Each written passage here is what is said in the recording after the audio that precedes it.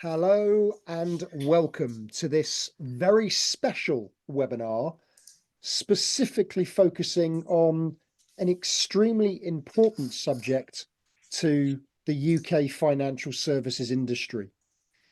Even if you're listening to this from a different country, from a different industry, this is specifically looking at the application of a new form of regulation for the financial services industry in the UK. And whilst it's very focused on the UK, I think it might be interesting for those of you working in regulated industries elsewhere in the world to just understand a little bit more about what is happening and also how you can effectively manage the customer journey to ensure that your organization becomes compliant with this kind of regulation and continues to be compliant going forward. So for the next hour or so, we're going to talk about how we can embed this new regulation called Consumer Duty into your organization. Today, I'm joined by my colleague Eytan Hattem from Cemantica. Eytan is having webcam issues right now, the wonders of technology. So we can hear him, but we might not be able to see him. But he's busy trying to get that sorted as we speak. But actually, you don't need to see him. It is more the words and what he's going to explain to you that is important. So on that note, let me explain how this webinar is going to work, because it is very important that I set the scene. Consumer duty is something that if you work in the financial services industry, you know all too well what it is, but it is important that I just contextualize a little bit about it, where it's come from, and why it is something that is going to be completely game-changing in a way for the way organizations in the financial services industry maintain relationships with their customers. But what's really important is we don't just, again, theorize about all of this. The major focus for this session is to understand how to do it. How can you ensure that you are operationalizing your approach to consumer duty? This is my new favorite word, by the way, operationalizing, to not just tick boxes to try and prove to the regulator that you're doing the right thing, but to ensure that you have the right systematic approach to managing the way you deal with consumer duty into the future. And Eytan will demonstrate how that should and can be done in a very simple but very effective way.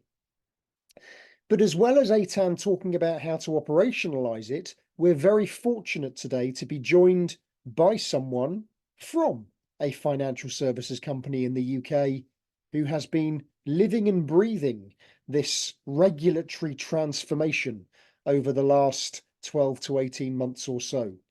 It is a real honour for us to be joined today by Carl Bromley from Ageas UK, part of the global Ageas family. And Carl has very kindly agreed to let me grill him about, well, in the nicest sense of the word, obviously, about the Ageas approach to consumer duty. So it'll be really interesting to hear how they've done it, how they've collaborated with other functions across the organization, and what they might see the challenges going forward. And having done that, obviously, we're very keen for anyone that is watching this live to ask questions. You are very, very welcome and in fact encouraged to ask questions as we go along, either of me, but more importantly, of Eytan and of Carl. But before we get to the operationalizing bit of this, let me provide you with that little bit of context first of all. Because if you do work in the financial services industry in the UK, you don't need me to give you too much context because you know about all of this because you haven't got a choice. But it is interesting to reflect on, where has this thing called consumer duty come from? Now, you just have to look on the FCA's website, the Financial Conduct Authority's website, to be reassured that what is critical to their mission, as they call it, is the fair treatment of consumers. They've always focused on the fair treatment of consumers, as they would call it. And prior to consumer duty, up until now, the predecessor to consumer duty was an initiative, a regulation, however you want to describe it, called TCF, Treating Customers Fairly. Treating Customers Fairly has been around for many, many years, and some have argued, again, if you look at some of the commentary online, you look at some mainstream media articles, there's a lot of commentary around, why did we even need to replace treating customers fairly with something else? Surely consumer duty is exactly the same thing. But actually, it isn't quite the same thing. And I was reading an article yesterday where someone said that consumer duty is really treating customers fairly, being taken to the extra mile, which I thought was quite an interesting way of describing it. But there are differences. As you can see, right now, treating customers fairly hasn't quite helped the FCA achieve their mission. And it's primarily because, in my opinion, I say my opinion, but I think there are others who agree with me, treating customers fairly was very focused on organizations in the financial services industry adopting a regulatory framework. And to adopt that regulatory framework, it was very focused on processes, on documenting very clearly what these organizations were doing and how those things that they were doing might interact with their customers, might impact their customers. I would argue that treating customers fairly was process-led. And the challenge with being process-led is that you focus far too much on what you do. You don't necessarily focus enough on what your consumer actually interacts with as a result. And so what consumer duty is aiming to do is to not focus on a framework, but focus on outcomes. Focus on exactly what the outcome for the consumer is. And if you can move me to the next slide, please, Esther. What consumer duty is going to hopefully reinforce is an increase of protection for the consumer. Now, I've always been conflicted by this, because do we really need to protect consumers? Surely financial services organizations are going to do the right thing for them anyway. I know that sounds like a very naive statement, but this is really at the heart of consumer duty. The FCA wants to ensure that consumers have the right information at the right time to make the right decision, that the products and services they're interacting with aren't going to rip them off, if I use my undiplomatic language, that when things go wrong, the organizations that they're interacting with deal with them in a fair, transparent, and authentic way. And if consumers aren't happy with something, organizations will make it really easy for them to find the thing that is right for them. And that these products and services that they're buying and interacting with do what they're supposed to do. Again, none of this is complicated. And actually, when I talk more broadly about customer experience, as we know, it isn't complicated. And treating consumers fairly, consumer duty, shouldn't be seen just as a tick box exercise. It should be at the very heart of what all financial services organizations should be doing anyway. Because if we treat our consumers in the way that we should be, we are looking after their interests, we are showing them that we care, hopefully we will make lots of money anyway. Now, I mentioned that consumer duty is about outcomes. These are the outcomes that we are referring to. Esther, if you can just move me on, please. The outcomes revolve around those four things. The product and service, that we know exactly who those products and services are aimed at, that the price and the value of those products are fair, are reasonable, that we have a clear understanding of who our consumers are, and more importantly, that we are making it incredibly easy for consumers to understand exactly what it is that they're going to be interacting with and buying. And that whatever happens, the organization that they're buying something from will look after them throughout that whole relationship. So why am I talking to you about this? I don't work in the financial services industry anymore, specifically. My background is in the financial services industry. But why am I, as a customer experience specialist, discussing this with you? Well, the reason is because customer experience, quite clearly, is right at the center of this focus on consumer duty.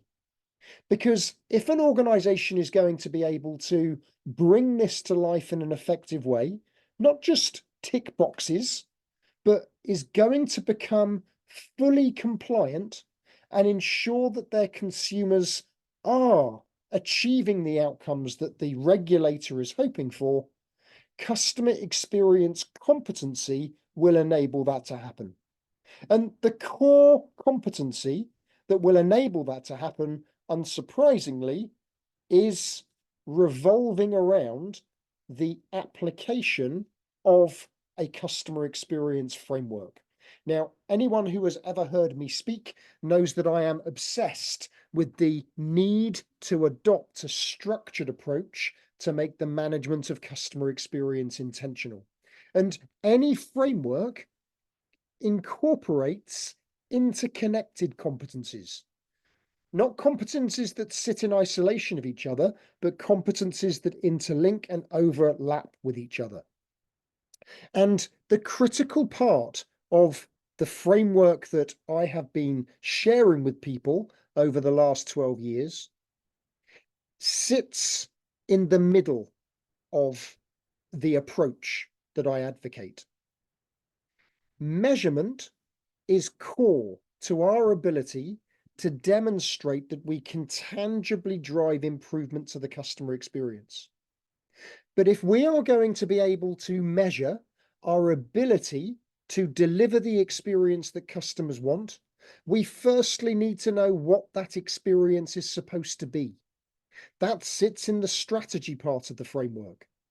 In a strategy, we need to have a clear understanding of what we want the experience to be, how we want our customers to feel every time they interact with us. Now, to create the strategy, you need to know who your customer is in the first place.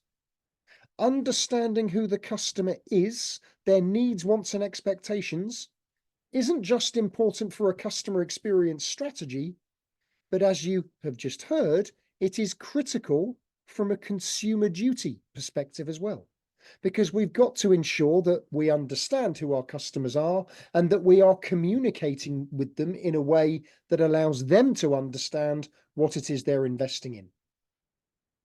But if we're going to determine how good we are at doing all of this, we need to know what the customer journey looks like. And this is a significant change in the way the regulation is being applied, because it is no longer enough to just map processes. What organizations must now determine is what their customer journey looks like, because it is the customer journey that will demonstrate whether or not the customer is achieving the outcome they're looking for. This, as you may have heard me talk about before, is our customer experience operating model. And if we are going to deliver the outcomes that the FCA is looking for, we need to be able to understand and align these three layers in our customer experience operating model. The critical thing is that the first layer, the top layer, is the customer journey. We have got to know what it is that our customers are interacting with. Processes remain important. Consumer duty is not saying that processes are no longer important.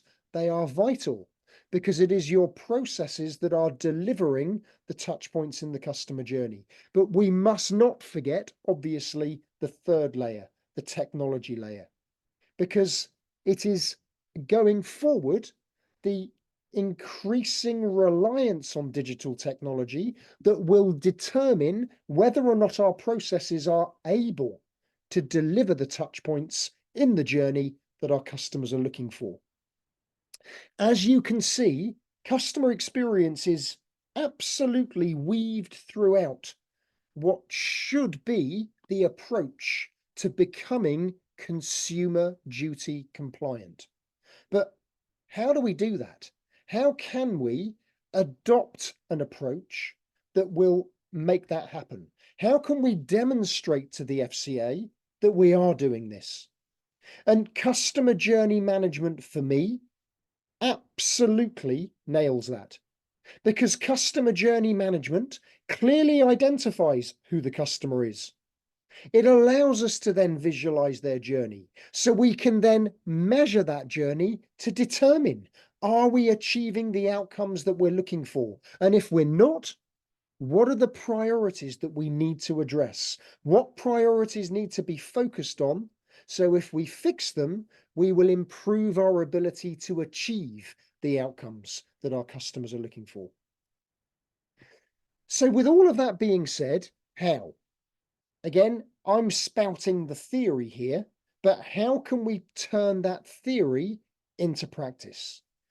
And I am delighted to be joined by my colleague, Eytan Hattem, who you can't see, but you can hear. Trust me, sometimes it's better not to be able to see him, but you will be able to hear him and you will be able to see what he's going to show you, because the team at Cemantica have brilliant solutions to be able to turn this into something that is very practical and can be operationalized. So, Eytan, over to you. Thank you. Esther, can you click on the next slide, please? Thank you. Thank you, Ian. I'll share my screen when we get to the demo. Ian spoke about all the theory and the framework and everything that is um, that we need as pillars to build a sustainable, I would say, program that will help us be compliant with consumer duty. And I want to speak more about now the technology side and the practical side. How do you keep this alive?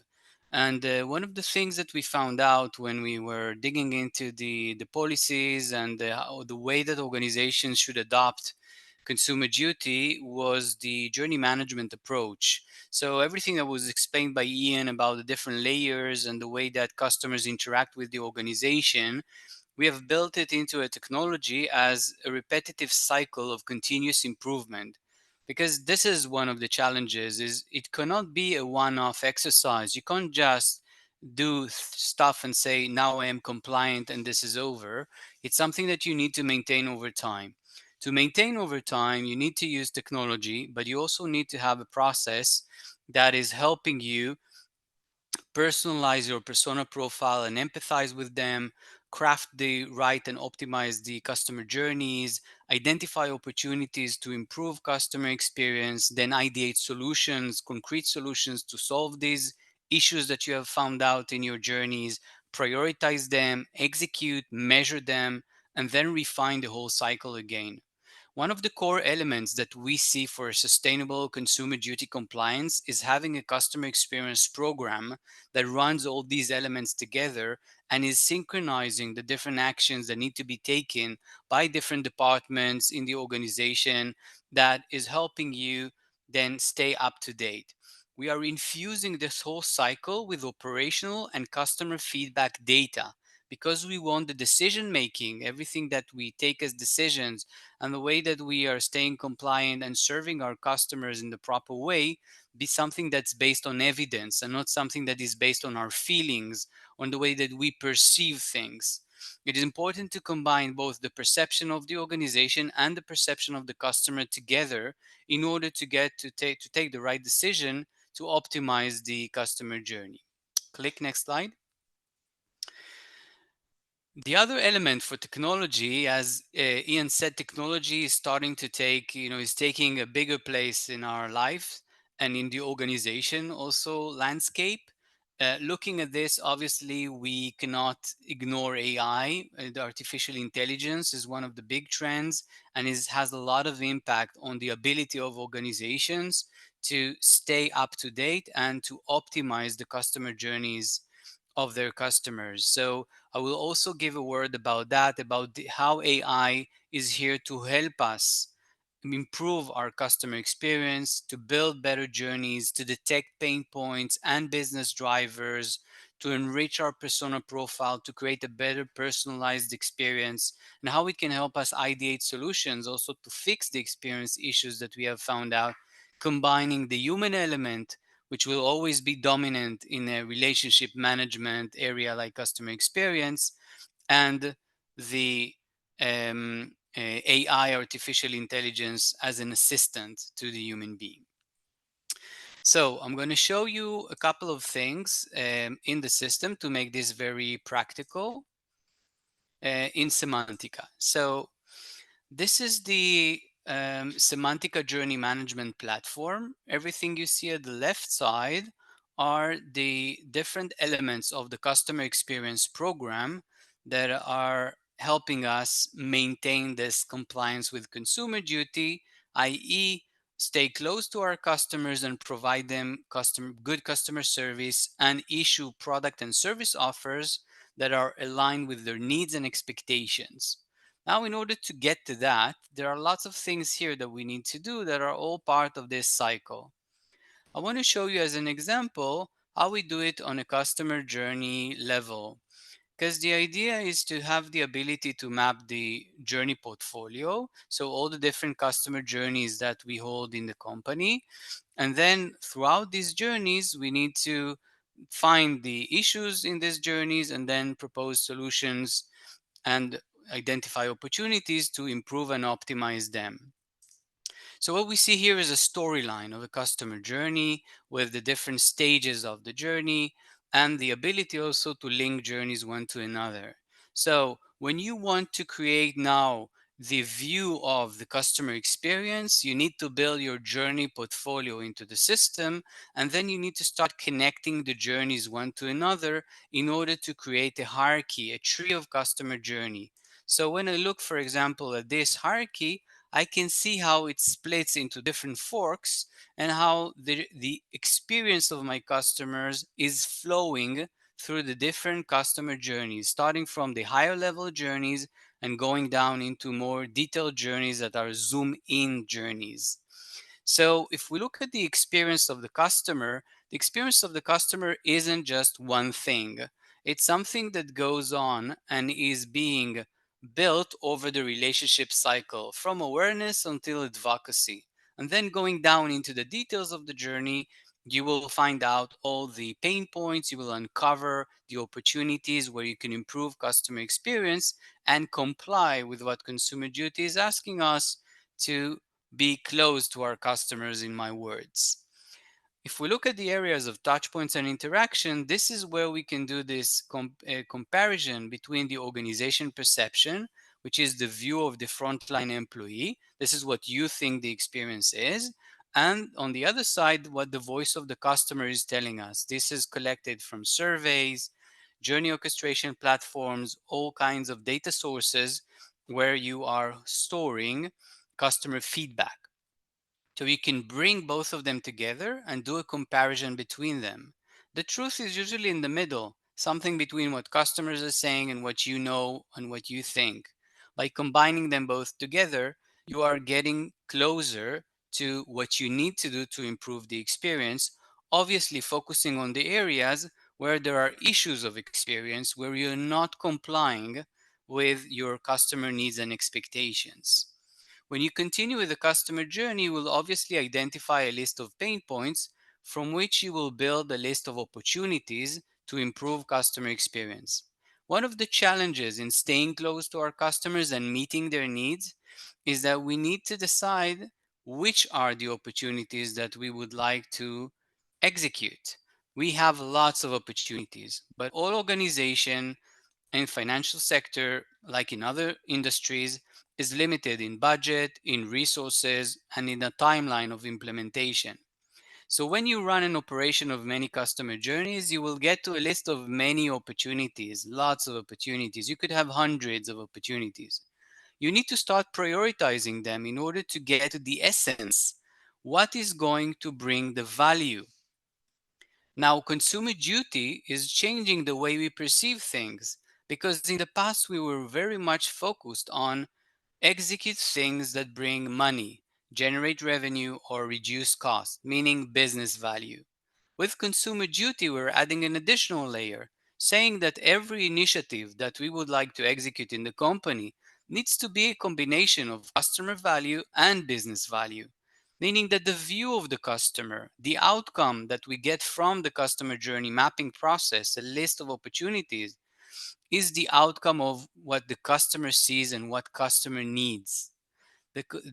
When we join both of them, customer value and business value, we are getting things that are bringing value to both parties, assuring that what we are executing is in line with what our customers are expecting and on the same time are bringing value to the business.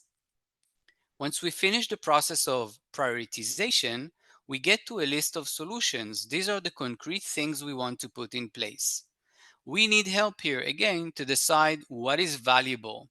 So we've created a model, a cost benefit analysis matrix, that is organizing all the different solutions that we have ideated to improve customer experience on this type of matrix, focusing on the solutions that are quick wins. What does it mean? Solutions that bring high value to the customer and high value to the business.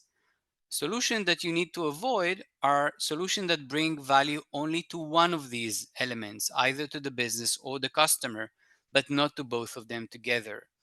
And the other two, the complex project and the nice to have, are things that maybe bring high value but are complex to put in place, or bring low value but are easy to put in place, so you can choose them as a second choice.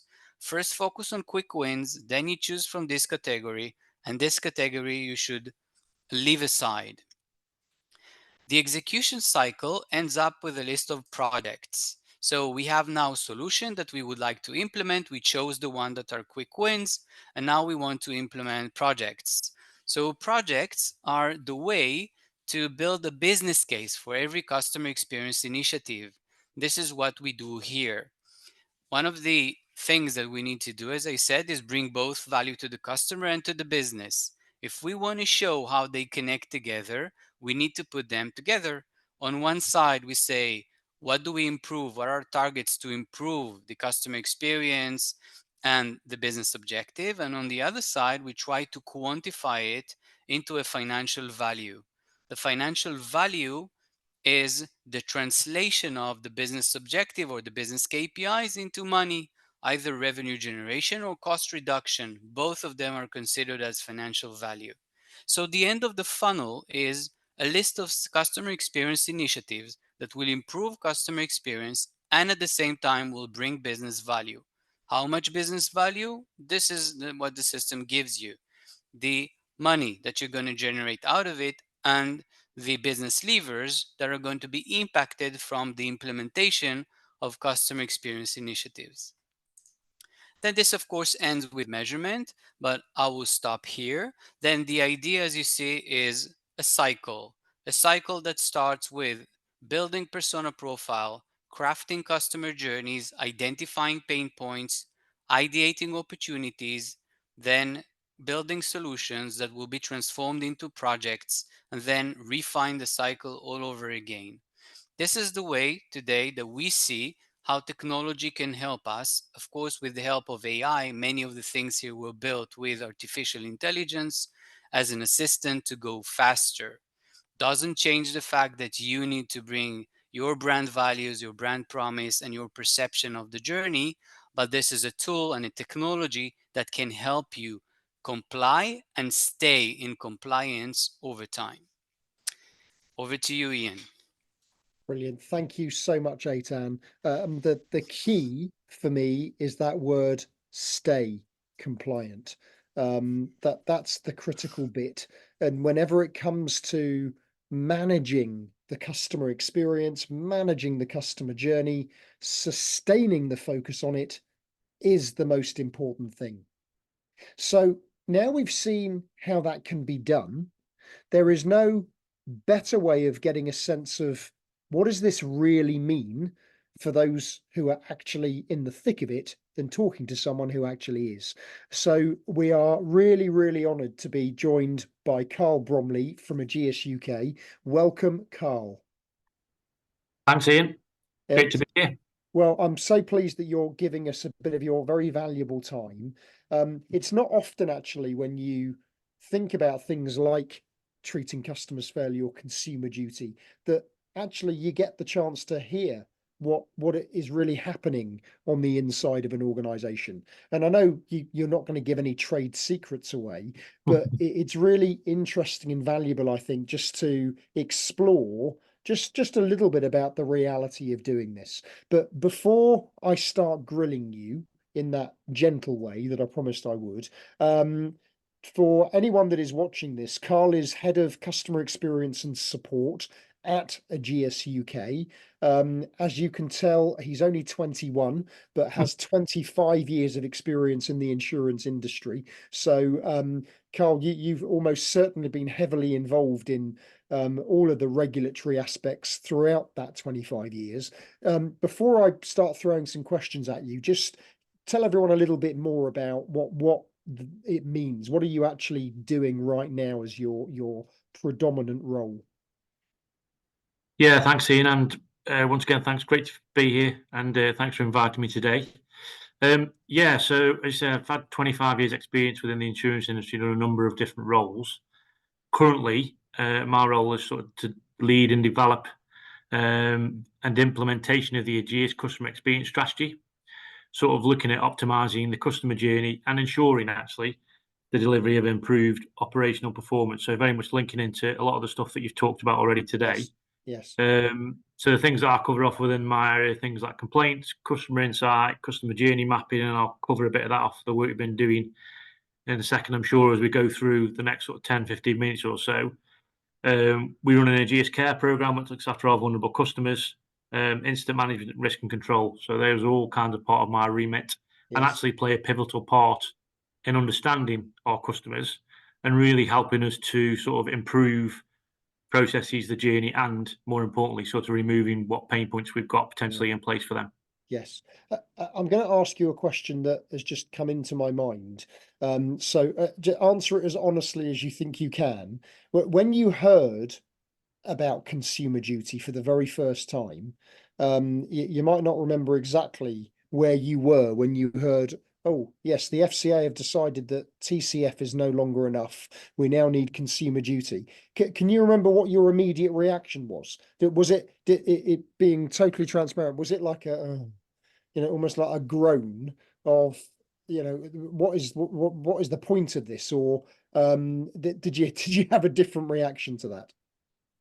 Yeah, so you always, with these different regulations, when they come into place, you sort of think, well, actually, what does that mean? Yeah. I think the difference with this one is when you got to really understand it quite quickly was that it was probably one of the biggest pieces of regulation we've had for a long while. Yeah. But actually, it's making sure that when you read into it and understand it, there's two things probably. One, that it's very black and white, so that the rules are the rules. And sometimes, quite purposely, from a regulatory perspective, they obviously put a regulation in place and and firms may potentially see it as they want to see it in a certain way. So you'll have rules and regulations, but you'll see, whereas these ones are very black and white and actually really focused on the customer and making sure that the right outcomes are there for customers. Yes. So I think there's two ways. One, it's a real positive thing, but also looking at you then to think to yourself, this is going to bring us quite a big challenge in regards to what we're doing.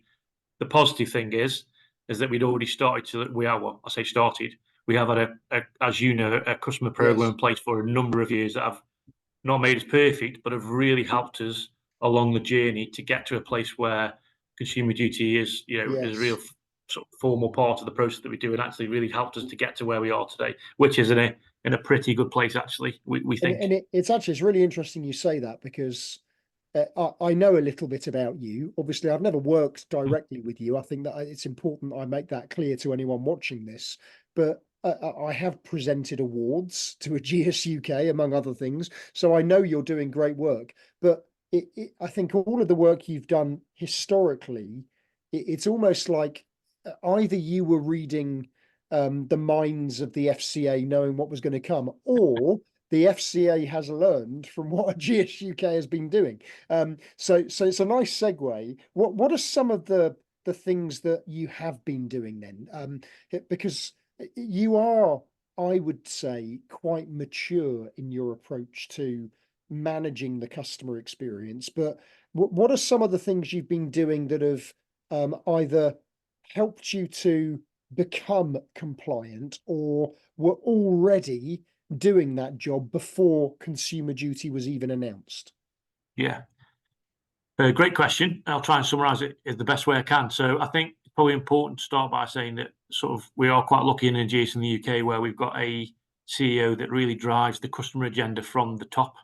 And that's been the case now for a number of years. And the strategy that we've got in place is really simple, that people do understand it. And it sort of has three pillars around it.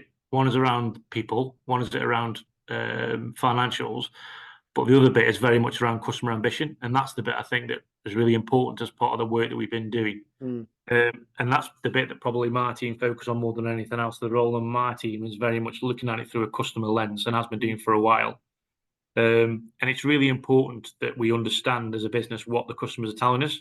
So there's a few things we've got in place that really help us with that. Is we've got a very well established voice of the customer program that we embedded probably 7 years ago, that we've really had to adapt as we've gone through the process. And that's really helping us to understand, one, really importantly, where things are going right for customers, so we can give ourselves a bit of a pat on the back, but more importantly, around where potentially there are some pain points for customers and understanding where we can make improvements. And that's really important part of the process, and links into some of the slides that you showed earlier, is to really understand where those customer potential pain points are.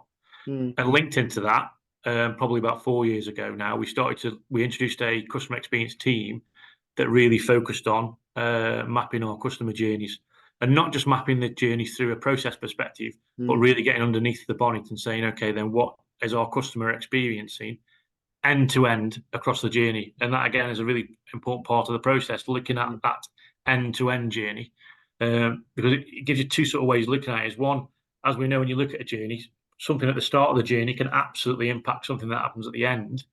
But the other thing is that throughout the process of a journey, different departments will probably deal with different parts of that. And actually it's thinking about what happened in this department over here potentially will have an impact on what goes over here.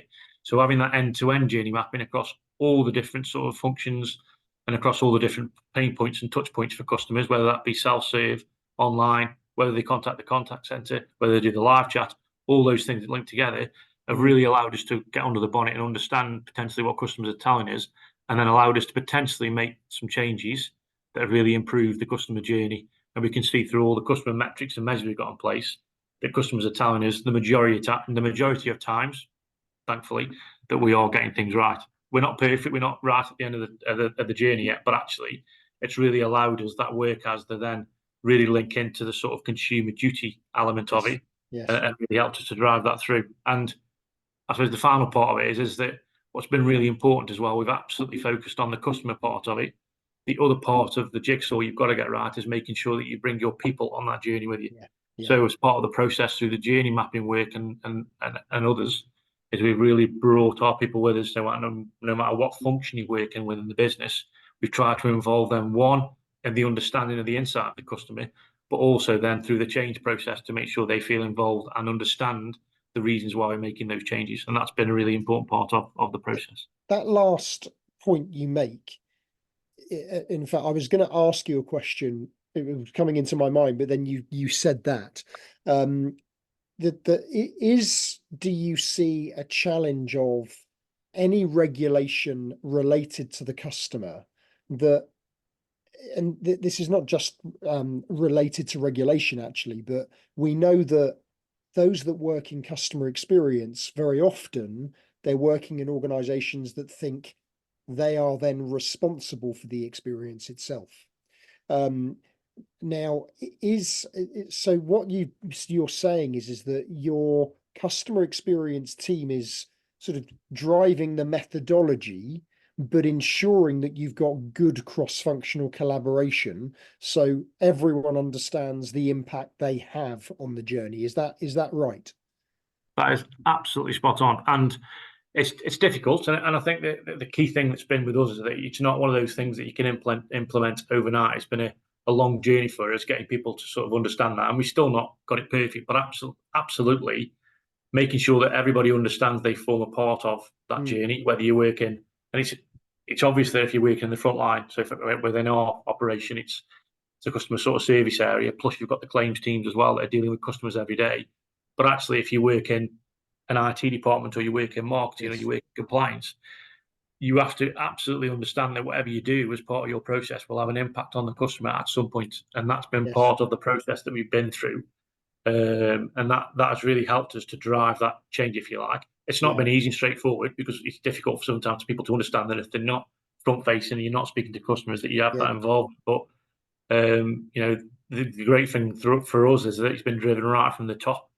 Responsibility sits at that level. That's really senior level, and that's been driven through the teams. And one thing that we have introduced this year across everybody's objectives is that they've got some form of customer outcome within their objectives, no matter where you work in the business. So that's probably been a part of the process that we've introduced this year that very much links into the work we've been doing previously. So, and again, helps us with sort of that consumer duty element as well. Okay, that's brilliant. I want to explore a little bit something that I talked about earlier in the webinar in terms of that difference between process and journey. Now, as we know, financial services organizations, very much driven by the regulator, have had to obsess about process. I use the word obsess because you've had to have, strictly document everything. And if I use the word challenge, has it been a challenge getting people to understand the difference between process and journey? And I'm asking the question because I think that might be one of the things that others, not necessarily Ageas UK, but that others might find difficult, because I see it in other industries. People, they can't get their heads around the difference between what they do and what the customer interacts with as a result. Is that something you've seen, or is that not a challenge for you at Ageas? No, it absolutely is. And whilst we've definitely improved that, and we've got a long way down improving it, you will still get that challenge because the process is a process. But the way we try and explain it to people is when you look at a journey map, it's very much looking at the actual journey and the experience of the customer. So, for example, within that journey mapping, the end-to-end, you will have processes within that journey. But you will see processes throughout that journey that potentially will then impact on another process or another part of the journey.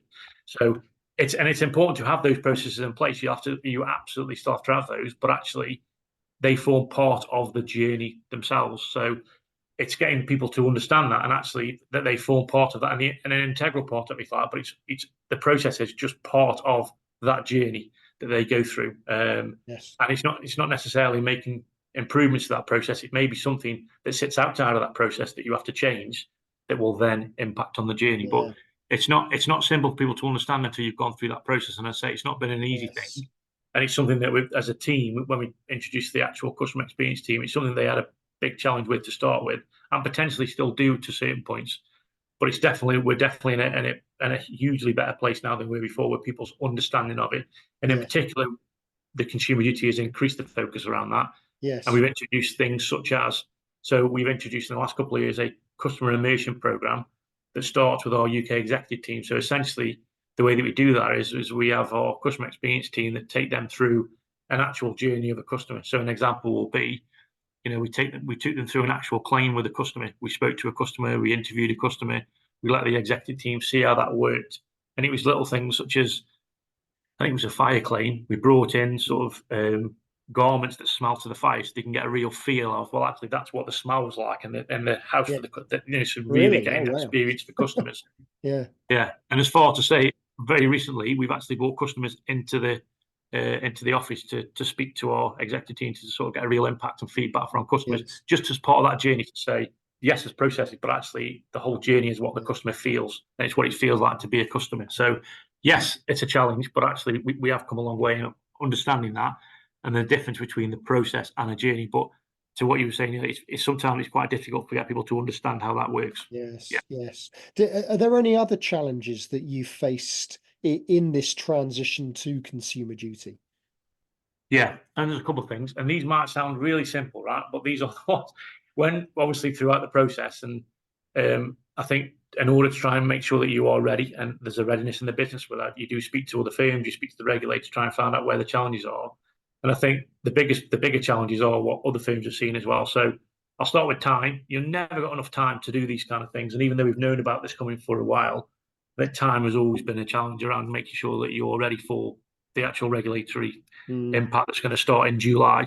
However, we've done a huge amount of work to get us to where we are now, and the feedback we're getting from the regulator, whether you go to seminars or speak to them directly, is that what's great is that firms are taking this new regulation very seriously, and they are making strides to make sure that they're in a good place to get there. So even though you are time bound, I think the improvements are being made, and firms are generally are doing the right things to make sure they're ready for it, and that's the same with us. But time has definitely been a challenge to try and go through the process whilst all the other things are going on in your business to get them right as well. But I think that's been a challenge, but that's not to say we aren't in a place where we think we're okay with where we are.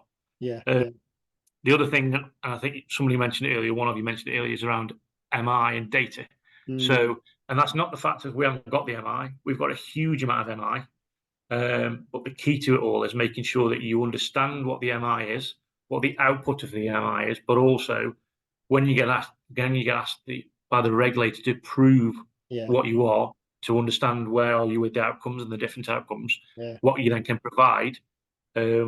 Because you've got so much information and there's so much good stuff going on. It's what do you pull out then to say, well, this is all the things that you need to show. So that has been not just a challenge for us, but I think that's a challenge for everybody. Because there's nothing, whilst the rules are very black and white, there's no right or wrong answer to what you can provide for your MI. It's got to be something that proves that you are doing things right. So that has been a challenge to get that out in the right place. And again, I think we've done a huge amount of work to get to us where we are now. Still work to do, but I think we're in a pretty good place. And then just following on from that, the data piece is a huge, and I think that not just for now, but going forward. And I think the one thing that I'm getting from when I go to seminars and forums around the regulator is that is the one piece that the regulator is saying to firms: you need to, one, understand your data, and then secondly, you need to make sure you're doing the right thing with it. You see, and this, Carl, is why I preach so much about customer journey management, because the data that you have, and this will, without question, really help with the effective adoption of consumer duty.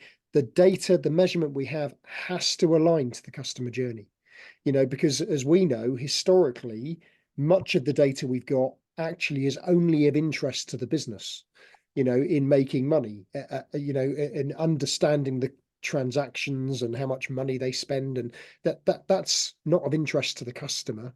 If we can align the MI that we've got to the journey to help us understand what's working and what isn't working, then we've got the evidence that we need to give to the regulator to demonstrate to them that we absolutely are doing the right thing. And it's why I, again, will not stop talking about voice of the process, because we have got to connect that to voice of the customer. I've got one more question I'm going to ask you, if that's okay. And then Eytan, Yeah. I'm going to ask you if there's anything that you would like to ask Carl as well. We don't want to take too much advantage of you, Carl, but while we've got you, we will. People might not have heard of Ageas before, but Ageas is part of a much bigger group. Sorry, Ageas UK is part of a big global organization. Just out of interest, obviously, all of the other countries within the group will have their own forms of regulation. Is there any sort of cross learning that's done across the group? Has what you've been doing in consumer duty impacted the rest of the group in any way? Yeah, really good question, Ian. And so you're right, Ageas is, I've got a number of different operations across mainly Europe and Asia. And from a consumer duty specific perspective, the regulation is very different depending on the country and the operation that you're in. However, the common denominator is customers. So everybody's got this, everybody's got customers they've got to deal with. So there's a common denominator. So what that has allowed us to do actually is that whilst it's not directly impacting on potentially consumer duty or the regulation within the different countries, what we've been asked to do from a UK perspective is, and this sort of gives us reassurance that we're doing a good job and doing the right thing, is that we've been asked to lead the customer experience program across the rest of Ageas group. And that's essentially taking the learning that we've done in the UK and really sort of getting an understanding across the different parts of Ageas in regards to improving their customer understanding and their customer journey that will absolutely impact on their regulatory duties that they have to do in their different areas. So it's difficult in regards to trying to make sure you do the same thing because everybody's at a different point in the different countries. But some of the things we've done is we've had them over into the UK and we've sort of shown them around our business, so they've got a real feel for what's going on.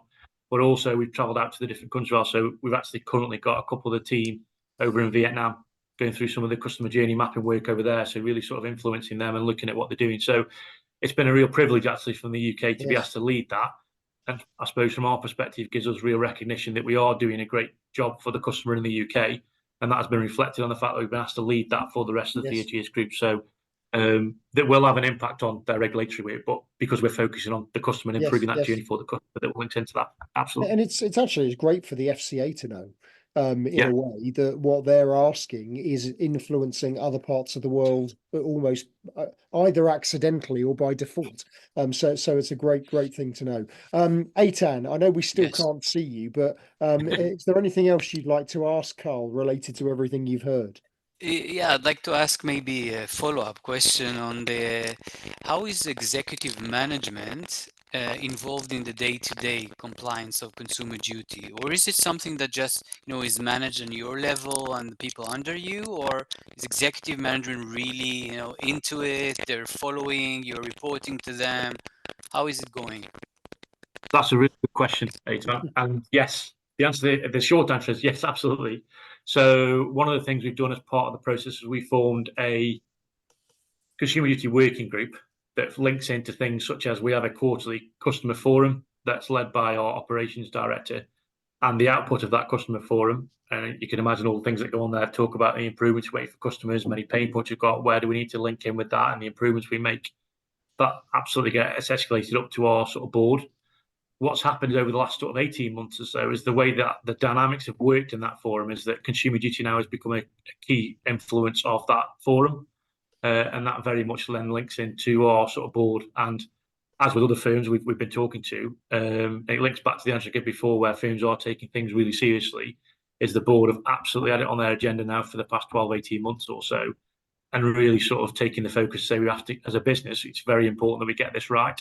So, and I think that's been a key part of it in regards to making sure that the board understand and our executive team understand what consumer duty is about, but also that it's driven from the top downwards in regards to making sure that at their level, they're absolutely bought into what we're trying to do, but also the understanding that's happening underneath, that then driving the right outcomes for the customers. So all the customer outcomes from the forum, for example, will go to the board, and so they can see exactly what the improvements are, what's happening, the differences, and all those kind of things. So it's absolutely an important part of the process and something that we'll absolutely form part of as we go forward past the regulation introduction in July and beyond that, to make sure that that's a continual loop in regards to that understanding from board level right down to the sort of front line.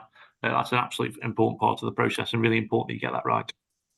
Amazing. Thank you. Carl, as I said, I know about you and what your team have been doing, but just to hear you talk about it in this way, it just confirms to me why you are doing so many great things. And almost as a reward for you sharing stuff with me, I'll share something with you. I was asked by a hospitality organization, very large hospitality business in the Middle East this week. Who's doing this well? Who around the world is doing this well? Because everyone tells us that we've got to be like Disney. And I said, well, actually, I think you need to be a bit like Ageas UK. And that they seriously, that's exactly what I said. And they gave me this blank look of what?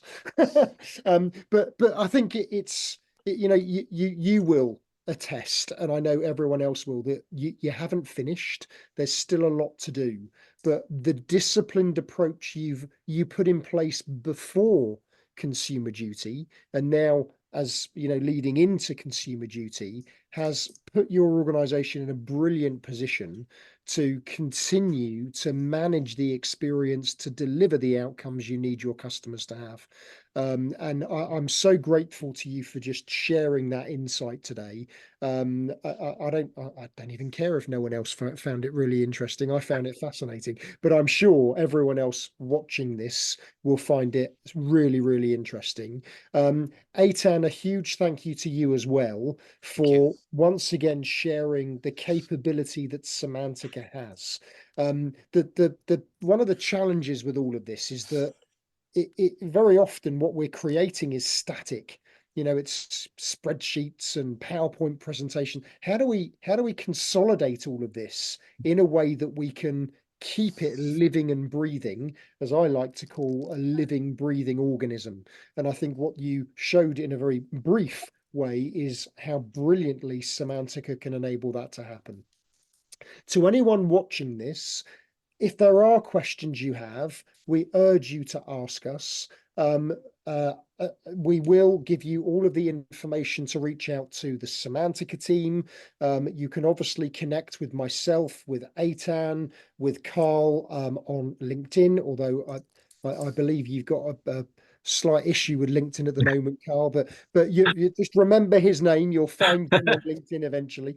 And do ask. You're not alone with all of this, and it's much better to proactively network with people like Carl, but because you won't necessarily be in the insurance industry or a competitor, and find out more. So once again, thank you so much to everyone for watching. Carl, huge thank you to you, and obviously extend your thanks to the wider team, because I know you always sit here as a representative of all of them.